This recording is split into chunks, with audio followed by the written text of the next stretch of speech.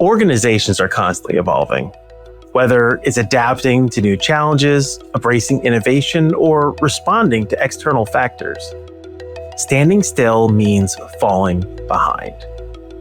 To keep pace, it's essential to regularly assess, review, and measure progress. The same principles apply to IT compliance. It demands continuous attention and adaptability.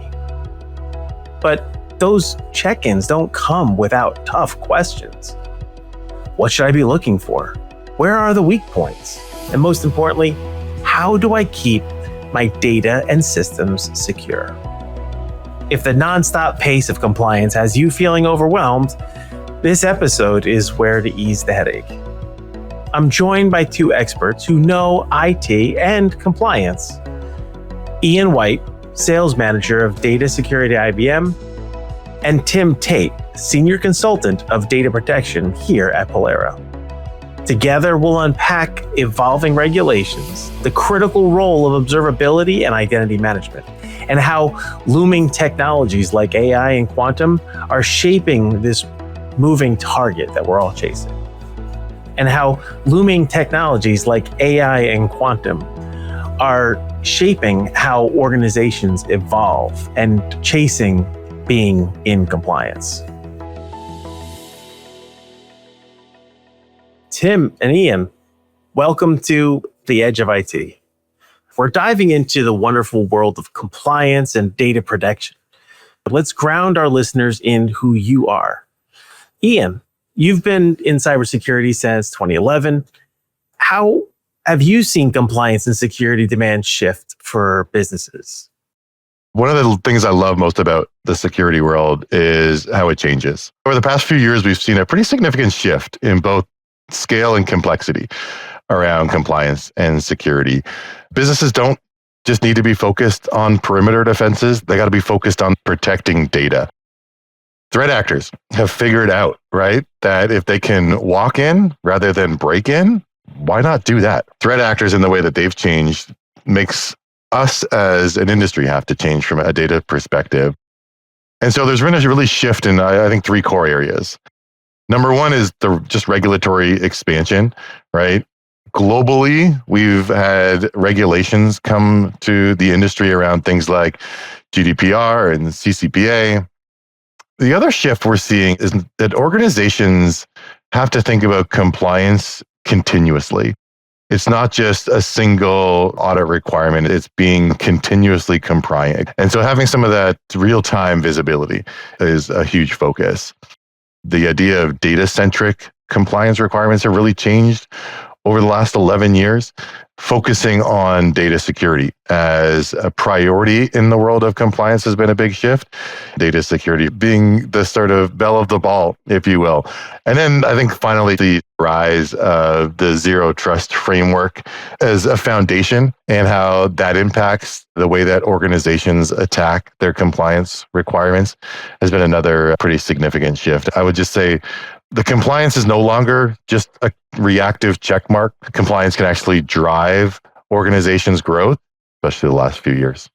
Well, speaking of belle of the ball, Tim, data protection has been your bread and butter. It's been what you've been doing for your whole career.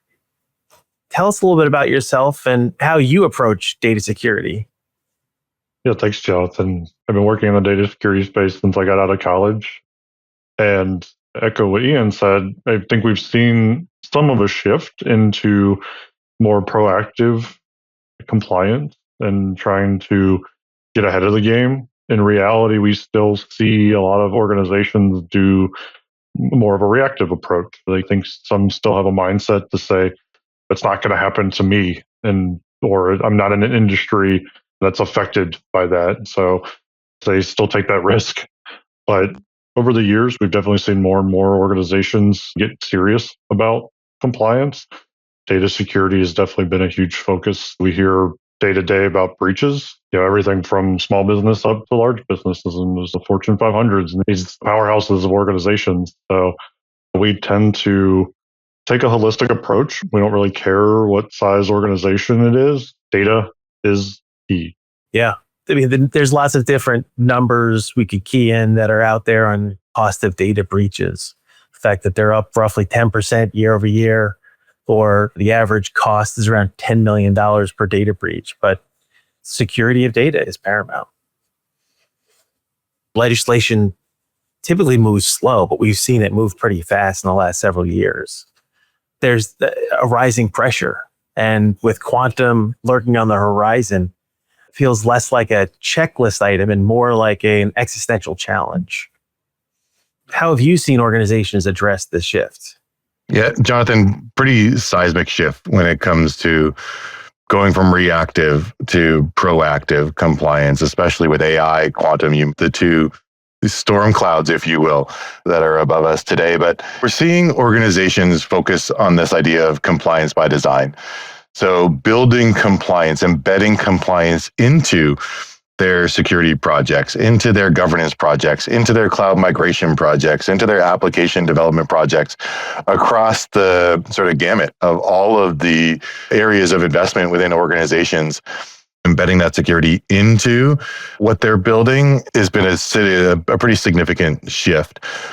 And it's really focused on from what the customers I talked to, three core pillars. Number one is visibility, right? Like you've got to get visibility into where are your cryptographic assets if you're thinking about quantum, right? Where are my AI workloads if we're thinking about AI? Where are my private information, personal information? These are the sort of visibility that organizations are really striving for, which has been part of the shift. But not only that visibility, they need context around it, right? Don't just give me visibility of all of my data. Tell me where the data is that is required as part of a regulation. And finally, remediation, right? I need visibility and context, but don't give me either of those without providing me some way to remediate it. And whether that's leveraging AI, we're seeing organizations sort of shift in the way that they're thinking about regulatory pressure. Is not just protecting AI, but using AI, right? But what we've seen is, in conversations I've had with organizations, there's been a lack of AI governance and security today. And as organizations start to really take advantage of the AI capabilities, it's an opportunity to embed security and governance into AI. And so that's been a really significant shift that has been foundationally important as organizations take advantage of AI. I couldn't agree more, Ian. AI is moving so fast. Therefore, the tools that are being created to leverage the technology are moving extremely fast. And you've got an emergent technology on top of emergent technology. Security is just trying to play catch up, right? And people are putting things into production. The approach is shoot, ready, aim, then security. And I think people see the value and they're pushing to production quick. And I mean, to be honest, I think that's really where observability is so important. Yes, let's bring these valuable things to market into production. At the same time, let's also keep our eyes open and aware of where there might be vulnerabilities that we just never knew could even be there. I mean, Tim, you're in the trenches every day thinking about observability, right? What risks do you see showing up again and again? The biggest risk we see, a lot of people probably think it's an outside entity trying to get in, but time and time again, we see internal risk presenting itself to where if a bad actor is going to get in or leverage something, it's due to misconfigurations, bad practices, things that have existed in the environment for years that everyone just accepts as normal. And the cultural shift that has to occur with a lot of these things tends to be the biggest challenge. Coming in and telling somebody, hey, your DBA shouldn't be doing that, or we need to change the way that they're accessing data, or these habits that have been formed over the years are really what's opening you up to the biggest risk.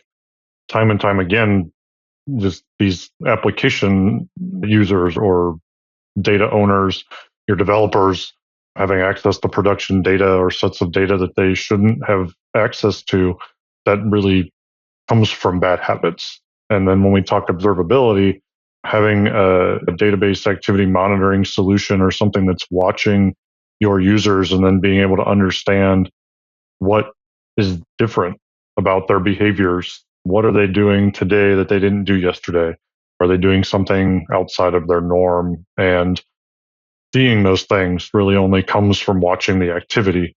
And so we need a tool, we need something that gives us the ability to really observe that and then say, hey, why all of a sudden did a DBA do something outside of business hours or outside of a change window or outside of a time when they're supposed to be? Or why did that application user all of a sudden start selecting a bunch of data that they don't typically select?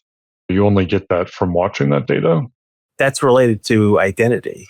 I mean, if the wrong person has the wrong level of access, then the whole system could be at risk. So has there been a significant shift in the way that organizations are dealing with identity as part of their data protection and compliance strategy?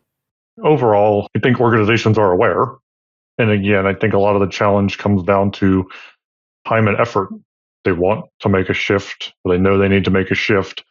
And at the end of the day, we watch the data because it's something that we can key in on. That doesn't, when we talk about identity, that's kind of the first line of shift to say, okay, we need to stop having so many users with direct access to data, or we need to make sure we're handling that appropriately. One of the reasons that identity has been a focus today is because previously it wasn't a priority, right? It's like, I'm going to protect my walls. I'm going to build a moat. I'm going to build a giant wall to make sure nobody can get in. And then I mentioned, as threat actors have figured out that the easiest way to get in is with stolen credentials. And Jonathan, you mentioned earlier the cost of a data breach report, right? The number one most significant cause of a data breach was stolen and compromised credentials. And so whose credentials are they stealing, right? Well, they're stealing privileged user credentials. These are users that have direct access to your data, and they fall into three core groups, right? So you've got your employees, okay? Employees need access to data. They're always going to need access to data, but employees need access to data. Number two, customers need access to data. And then number three is third parties. And believe it or not, of those three, the biggest risk to organization and where we see the majority, 63% of privileged user breaches come in, is through those third parties. And so this idea of identity as the protection use case is not just perimeter identity, but data protection identity, right? Seeing those privileged users that are accessing the data. And so Tim sort of mentioned it. Number one, I need visibility into my data, right? I can't protect what I don't know. Number two, I got to have visibility to the users, those privileged users that have access to data. And I can almost guarantee you today, team, that users have access to data they shouldn't have access to, right? Why? Well, a user is, let's say it's an employee, and that employee is a DBA for a financial application. And they change roles, and now all of a sudden they're a DBA for a healthcare application. Did we do a good enough job of making sure that the credentials of that user were removed from that financial application? Not all the time, right? And so we got to think about this zero trust architecture, right? This idea of continuous authentication and authorization, making sure that we're continuously looking at who has access to our data, and then making sure that we're continuously enforcing that only the right user should have access to the data. So visibility into my data, visibility into my users, those are key when it comes to data security, right, as a identity use case. Now that we've set the stage, here's what we know. When it comes to compliance, failing to be proactive leaves you scrambling. As compliance weaves deeper into IT teams, it's no longer just a box to check. And compliance by design works best when it's baked in from day one, not bolted on after something goes wrong. So that's the landscape. But what about execution? What does it look like when we actually practice what we preach and move from reactive to proactive? In the next part of the conversation, I'll dig into monitoring, internal risks, identity management, and what it means to collaborate on these challenges. The idea of zero trust. In some ways, it's preventative security. That's why whenever I go to the doctor, I always make sure they take my blood pressure, so I've got a baseline. I mean, if you're running a system health check for your internal IT solution, what should organizations be looking for? There's a couple of core areas that I would recommend your listeners sort of focus on. Number one is this idea of posture management, right? And this idea of posture management is really only a couple of years old. But the idea of posture management is I need to have visibility and context of my data, my users, and my vulnerabilities, right? So this is a core area that organizations need to have visibility into. The identity and access management world is another one, right? Are my identities properly managed? Do the privileges assigned to those roles, are they consistent with what we're seeing? Making sure that we've got patch and vulnerability management areas. The other area is around threat detection. So in most organizations, threat detection is siloed. My threat detection in my SIEM is different than my threat detection in my EDR, which is different than my threat detection in my data security platform. And so what we talk to organizations about is how do we integrate security platforms, right? To make sure that we're talking to each other, to minimize risk, to have context. So when we talk about, again, like this idea of being proactive, anticipating, right? Things like giving visibility, checking your posture, identifying your identity and access management controls, patch management and vulnerability management is key. And then finally, this threat detection and response integration across different silos. These are areas that are key to continuously getting and mitigating risk when it comes to how to protect yourself today. But I think Ian brings up a good point with all these areas to look at. To your question, as part of like a health evaluation. And I mean, the simple answer is everything. You have to review everything, but in moderation and in consideration of the risk. At the end of the day, a lot of different parts of your architecture and your environment configurations can be opened up to a vulnerability, and you have to balance that with time and effort. So what do organizations tend to focus on is the higher risk items, but frequency of those things, happen based on risk. Tim, I know you've done health checks, right, as part of your work over the years. Can you tell us a little bit more about your approach to doing these data health checks, so to speak? Yeah, so a lot of ours are focused in the database activity monitoring space. But from that perspective, there are kind of key areas and elements that we look at that I think fall across the board. A lot of security tools are architected and developed the same way. And so I think we kind of bundle them into two main areas. The first is architecture and infrastructure. And again, kind of to what Ian mentioned, vulnerability and patch management. Is your system up to date? You open yourself up to a world of hurt if your system is outdated. And the second part that we look at that tends to be, I think, where we spend a lot of our times during health checks and evaluations are around policies. What are you implementing and what are you observing in your environment? So all too often we see users that get past a system that, so-and-so left, and now this is in my area and they just don't understand. So they may make some changes to it, or they just don't know how to maintain it over time and think that it's kind of a set and forget kind of process or policy and that they may not need to maintain over time. And so what we see is they get neglected and then they're not performing the way that they should. And then what we find is that reactive nature is, oh, all of a sudden I'm being audited and somebody's looking at the things that I'm supposed to be doing. And then I find out they're broken. And now I'm scrambling to remediate something. If you're doing regular checks on your environment, whether it's identity or data activity monitoring or firewalls, regardless of the technology, if you're looking at those things, you tend to catch them a lot faster than if you were to just kind of set it and forget it over time. Ian and Tim, I know that you've both been working in this space for a long time, especially using Guardium to perform different health checks. Is there an example that stands out where a health check really made a difference for a client? whether it helped them save time or money or identify a bigger issue down the road? Most of the time, what value our customers get out of our health evaluations, especially with Cardium, is they, again, make an assumption that things are working as expected, and where we save them time and effort, cost, get them value, is on checking the processes, checking the reports.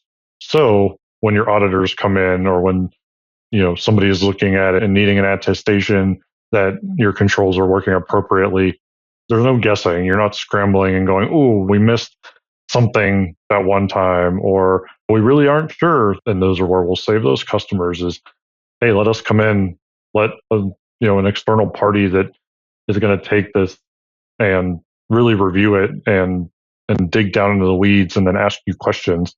And we'll find those problems before they become a problem." Security is a collaboration sport, okay? We can't do it on our own, right? You need help. If you're trying to save the world by yourself, it's not going to happen, right? And so sometimes you see success with organizations leveraging the health checks is about just having that sort of structure. So I just wanted to highlight, right, how important the engagement is, right, with subject matter experts in the field, because we all wear this sort of narrow lens, right? We're heads down every day and we're just trying to do our best. And so we need that collaboration across industry to share that, especially in the security world. We are only going to be as strong as our weakest link. So it's more important in the security domain than anywhere else.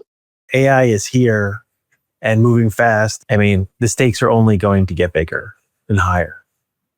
Organizations need to get in front of this faster, as opposed to, say, in the last several years. How do you read the tea leaves, Ian? AI is interesting because I think organizations are still a little naive to how AI is being used within their organizations, right? There are stats out there that say, like, the average employee that you have today is using AI, whether or not you have a governance program in place or not, right? Like, they're using it to build their dinners, their workout plans, they're scheduling it for their kids' sports. Like, listen, AI has become sort of this personal assistant, and your employees are using AI today. So let's be proactive in building out a governance platform. I always use this fun analogy. I got a customer who his son is a member of an F1 team. I had no idea the depth at which F1 as an industry is impacting sort of technology. But we were talking about, what do you think the most important part of an F1 car is? It's actually the brakes. The brakes are the most important part of the vehicle. Why? Because it's corners, right? It's acceleration, right? The brakes actually help you go faster, right? The brakes aren't there to stop you. And when we started talking about this, it sort of blew my mind. Security is the same way. Security's been thought of as the brake, right? As everything that's getting in the way of you actually using the applications and technology within your organization. But that misconception, we got to flip that, right? Because security is actually going to help you go faster, right? If you could build a standardization and governance that every one of your employees knew what platforms to use and how to use them, you think they'd be more comfortable instead of using it on the side and then having a personal computer and a company computer and doing it back and forth? 100%, right? Like, we're not trying to say don't use AI, right? No, it's the opposite. We want you to be more productive. We want you to take advantage of these tools. It's here. Like, let's embrace it, but we got to build the foundation around it. And then for quantum is interesting because the impact of quantum, Jonathan, is not realized yet. It is a complete unknown. And we are trying to say, okay, how do we be preventative when it comes to the potential impact that quantum's going to have? And NIST has been great around working on how do we build sort of that foundation around framework with quantum. And this is why this idea of cryptography is so important, that honestly we should be doing whether the quantum cloud was coming or not, right? We should have visibility into where all of our cryptographic assets are, where all of our keys are, how we're managing all of that, right? That's just good business practice. I love that security helps you go fast. security keeps you safe, right? And you think of, as a kid, when I think of F1 or any sort of racing event, is someone going to crash? Is there going to be an explosion, right? And those things happen. Those are the mistakes. And if we were to check back in 5 years, what would you hope organizations are doing differently when it comes to compliance? What if we're on this massive acceleration because of AI and quantum? What's going to be different? Two things I would like to see is the tone we've set and theme we've set through this whole thing is become proactive. Stop reacting and waiting for a problem to occur to say, we need to shift our culture, getting in front of it, preventing that breach or that leak from happening. I think all too often we're still seeing a reactive nature, and we need to really force that shift. But the second thing is kind of what Ian mentioned with our health evaluations is the collaboration. The threat actors, the bad guys, they're out there talking, they're sharing information. Hey, I found something faster. I found this vulnerability. I found a way in.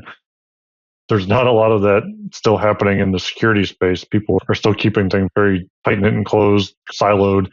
And I'd love to see that breakout of, we're going to work on this collaboratively.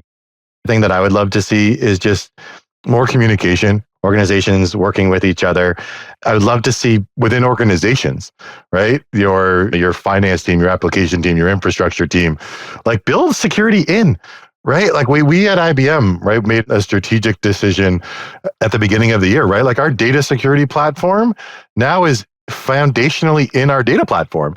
It lives with our databases and our strategy. It lives with our AI strategy, lives with our data integration strategy, because it can't be separate anymore.